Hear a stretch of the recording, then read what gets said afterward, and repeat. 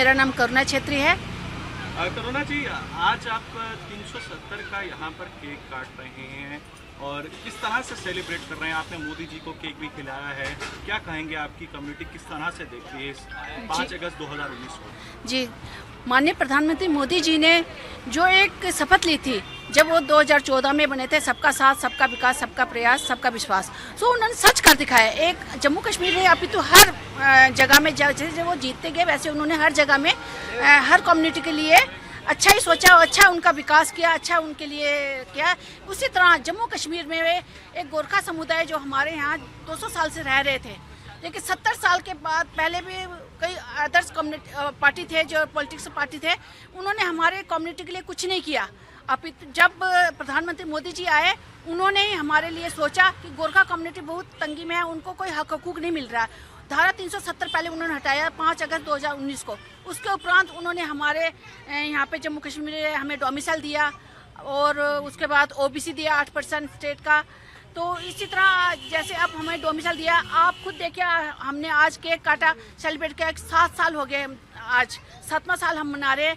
मोदी जी को केक इसलिए खिला रहे हैं क्योंकि हमारे जो यंगस्टर हैं, लड़के जो बच्चे हैं, जो आज उनको कहीं नौकरी नहीं है, लेकिन उन्होंने स्टार्टअप दिया। आज हमें डोमिसाइल देने के बाद आज हमें लोन मिला, लोन मिलने के बाद रेहड़ियाँ लगा रहे हैं। आज देखिए आप ये बच्चे जितने भी हैं, इनको लोन मिलने के बाद रेहड़ियाँ अपनी रोजी रोटी कमा रहे हैं। ये किसकी देन है? मोदी जी की देन है। आज हमें हायर एजुकेशन में वो मिल रहा है, दाखिला मिल रहा है, वो भी मोदी जी की देन है, क्योंकि उन्होंने हमें दिया हमारे बच्चों को। इसलिए हम खुशी से ये चीज़ मना रहे हैं। साथ ही हमें ये कह रहे हैं कि हमें जैसे कि अब स्टेट का हमें ओबीसी दिया, हम कहते हैं कि हमें सेंटर का भी ओबीसी दिया जाए ताकि हमारे बच्चे सेंटर में भी जॉब कर सकें। कुछ राजनीतिक दल, कांग्रेस हो, एनसी पार्टी हो, सभी इसे काले दिवस के रूप में मना रही है, और आपके ये कम्युनिटी के लिए कितना खास है? कभी आपने सोचा था? अभी भी कुछ लोग चाहते हैं कि वो लोग वो 370 और 35 से वापस लौटें। जी, कभी नहीं, वो कभी नहीं हो नहीं पाएगा। आपको पता है, जब मरे हुए मुर्दे जिंदे होते हैं वो कभी नहीं होते, और ये प्रधानमंत्री मोदी जी का है, वो कभी नहीं इसको आने देंगे और हम भी नहीं होने देंगे। वो जो बोल रहे हैं एनसी पीडीपी वाले जो बोल रहे हैं ना, उनको ये जो शांति बहाल नहीं आ रहा है। अभी शांति है, क्या श्रीनगर में हो, जम्मू कश्मीर में, सब जगह शांति है। पहले तो क्या था, आप वो अपने बच्चे बाहर अब्रॉड में पढ़ाते थे, और जो उनके कम्युनिटी के, मुस्लिम कम्युनिटी के, गरीब कम्युनिटी के लोगों को उनके हाथ में क्या पत्थर होता था, आज उनके हाथ में लैपटॉप है, पेन है, वो अच्छी तरह पढ़ रहे हैं और उनके रोज़गार खुले हैं। पहले 5 बजे दुकानें बंद हो जाती थी, आज श्रीनगर आप कभी भी जाइए, आप टूर करने के लिए, पूरा 12 बजे 11 बजे तक पूरा दुकानें खुली थी। वो रोज़गार कमा रहे, शांति है, उनको वो बहाल नहीं आ रहा। वो फिर चाह रहे हैं कि वो दोबारा अंधकार में जाए, कि हमारी कम्युनिटी भी अंधकार में जाए। ये कोई पॉलिटिकल पार्टी है? पॉलिटिकल पार्टी वो होती है जो आवाम को खुशी दे और आवाम के लिए काम करे और साथ सभी जाति धर्म को लेके चले, ना कि एक ही धर्म को अपनाए। कभी आपने सोचा था कि आपको हक मिल पाएंगे, वोट डालना हो, डोमिसाइल हो? ये कभी नहीं। हमें तो हमारा जीवन तो बिल्कुल अंधकार में हमें दिख रहा था। इसी कारण हम 200 साल से आए हुए, लेकिन हमारे जो अच्छे लोग, पढ़े लिखे लोग थे, यहाँ से प्लान कर गए, क्योंकि उन्हें पता था हमारे बच्चों का यहाँ कुछ भविष्य नहीं है। ये भविष्य हमें दिया है माननीय प्रधानमंत्री मोदी जी ने, जो आज हम बड़े खुशी से ये दिन मना रहे हैं, बड़े हर्षोल्लास से। आज 7वां साल है। हम हर साल जैसे आज़ादी का दिन मनाते हैं 15 अगस्त, 26 जनवरी, उसी तरह हम 5 अगस्त झंडा फहरा के, हम तिरंगा झंडा फहरा के हम 5 अगस्त भी मनाते हैं, क्योंकि हमारे बच्चों के लिए उन्हें रोज़गार दिया, उज्जवल भविष्य दिया। हम क्यों ना मनाएं? अगर वही पॉलिटिकल पार्टी अगर पहले करती तो आज ये दिन उनको भी, उनके लिए होता ना, लेकिन उन्होंने ये कभी सोचा नहीं है। पॉलिटिकल पार्टी वो होती है जो हर समुदाय को, हर जाति धर्म को लेकर चले, और माननीय प्रधानमंत्री जी ने ये कर दिखाया। हम उनके साथ हैं। जब तक हमारी प्राण है, अपनी जान में प्राण है, तब तक हम मोदी जी के साथ हैं। धन्यवाद। आपका नाम? महेंद्र सिंह राणा। महेंद्र जी, आज आपने 370 का यहाँ पर केक काटा है, आज का समाज किस तरह से देखता है और कितना खास है आपके लिए 370 और 35? देखिए, सबसे पहले तो मैं ये कहना चाहूँगा कि जो ये मोदी जी ने किया है, बहुत ही खुशी और हल्लास की बात है। और ये जो 5 अगस्त है ना 2019, ये हमें पूरे ज़िंदगी मरने तक याद रहेगा। और ये 5 अगस्त का दिन ऐसा दिन है, इससे हमें डबल खुशी मिली है। पहले तो 35 धारा 307 हटी और वही 5 अगस्त 2020 में हमारे प्रभु श्री राम जी का शिलान्यास हुआ, जिससे पूरे सनातन धर्म बहुत हर्षोल्लास से मनाते हैं।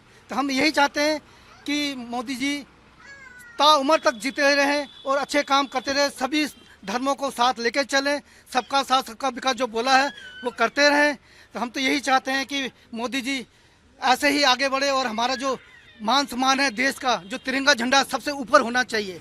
हमारा एक ही एम है कि राष्ट्र सर्वोपरि, राष्ट्र है तो हम हैं।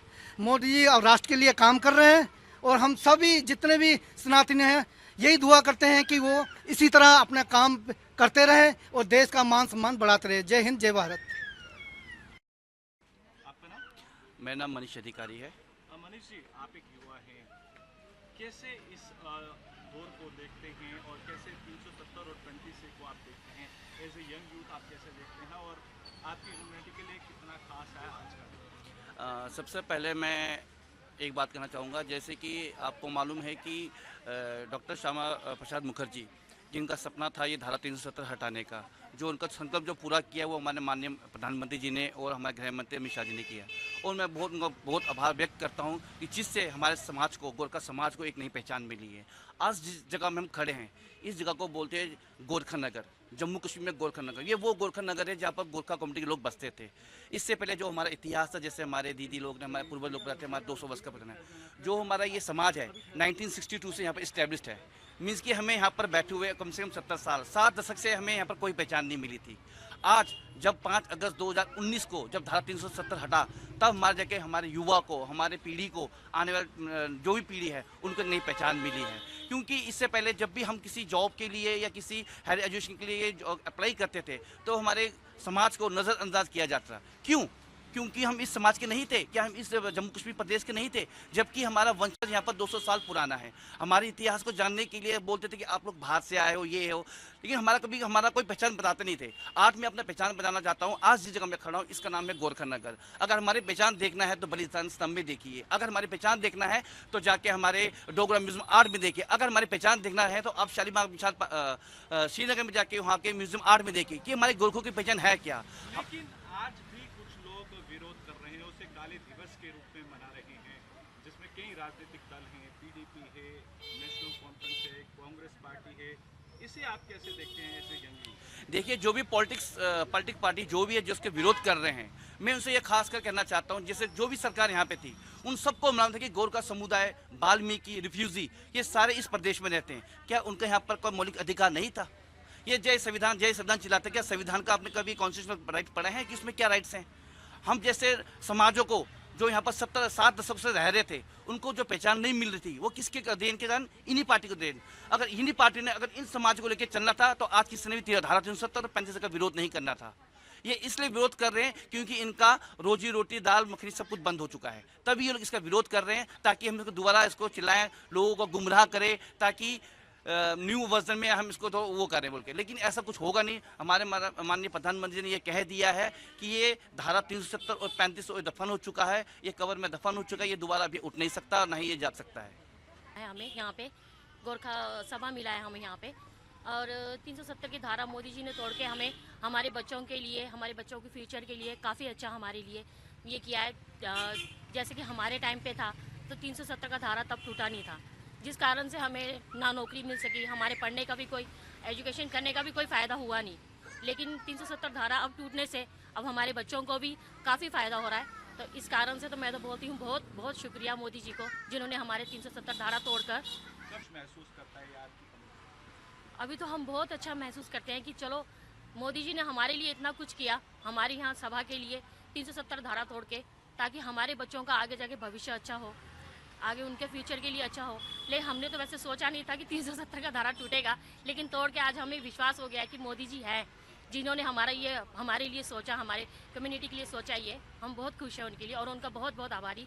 लेकिन आज भी कुछ अब जो सोच रहे हैं उनकी सोच अलग है, लेकिन हम अब आज इस सोच में जिसमें मोदी जी ने हमारे लिए इतना कुछ किया, हम उनके लिए तो अच्छा ही सोचेंगे, हम तो उनके लिए अच्छा ही बोलेंगे कि उन्होंने हमारे लिए इतना अच्छा किया, हमारे बच्चों के फ्यूचर के लिए इतना अच्छा किया, हम तो उनके लिए अच्छा ही बोलेंगे। आगे जो और लोगों की सोच है वो हम लोग नहीं बोल सकते उनके बारे में, उनके सोच के बारे में। लेकिन हम आज के जो जनरेशन के हिसाब से, हमारे जो बच्चों के हिसाब से जो किया है मोदी जी ने, उस हिसाब से तो हम उनका बहुत बहुत थैंक यू बोलते हैं कि उन्होंने 370 धारा तोड़ के हम